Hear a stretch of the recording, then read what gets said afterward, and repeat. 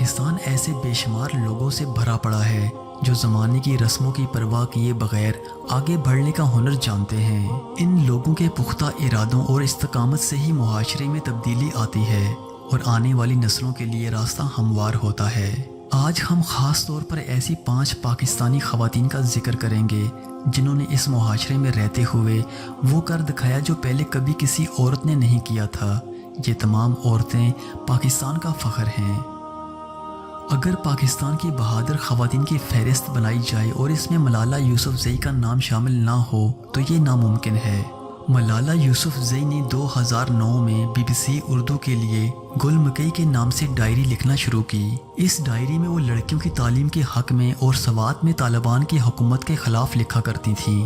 اکتوبر 2012 میں ملالہ یوسفزئی کو اسکول جانے کی پاداش میں طالبان نے سر پر گولی مار کر شدید زخمی کر دیا تھا، جس کے بعد انہیں علاج کے سلسلے میں برطانیہ منتقل کیا گیا۔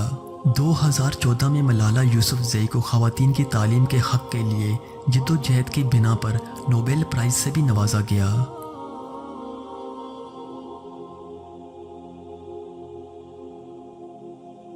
سیدہ غلام فاطمہ انسانی حقوق کی سرگرم کارکن ہیں۔ یہ خاص طور پر بٹا مزدوروں کے حق کے لیے کام کرتی ہیں۔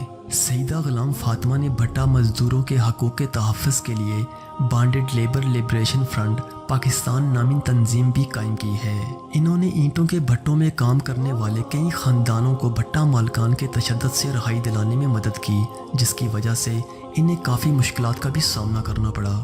سیدہ غلام فاطمہ کو اس وقت عالمی شہرت ملی جب photo blog of new York میں ان کی زندگی، کام اور بھٹا مزدوروں کے حالات کے بارے میں 7 تصاویر شائع ہوئیں، جس کے بعد دنیا بھر سے لوگوں نے ان کے کام سے متاثر ہو کر ان کی تنظیم کے لیے $20 لاکھ سے زائد کے عطیات بھیجے۔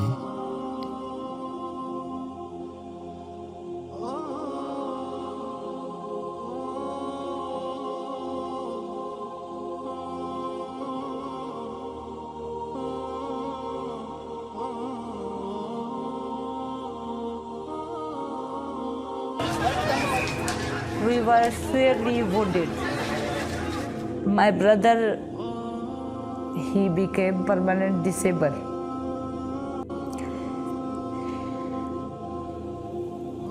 Sorry.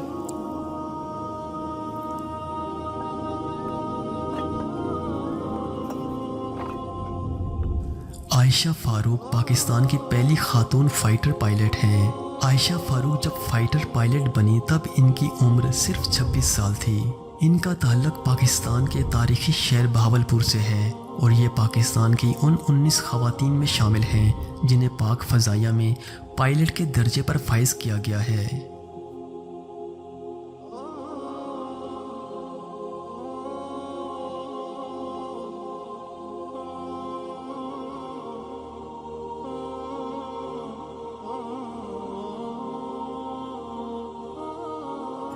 شمیم اختر پاکستان کے شہر گجرات سے تعلق رکھتی ہیں۔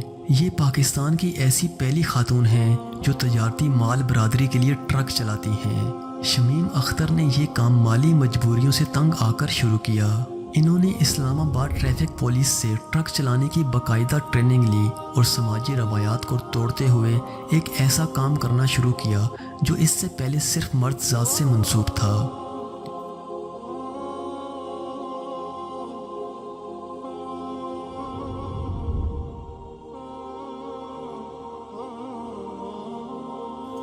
گزشتہ سال رفیہ قاسم بیگ نے خیبر پختونخوا کے بم ڈیفیوزر یونٹ کو جوائن کیا اور اس کے ساتھ ہی رفیہ پاکستان کی پہلی بم کو ناکارہ بنانے والی خاتون بن گئیں۔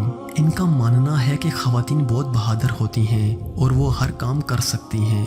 رفیہ قاسم بیگ نے اپنے ایک انٹرویو میں کہا کہ اگر ایک عورت عزم کر لے تو وہ کسی بھی مشکل کام کو آسان بنا سکتی ہے۔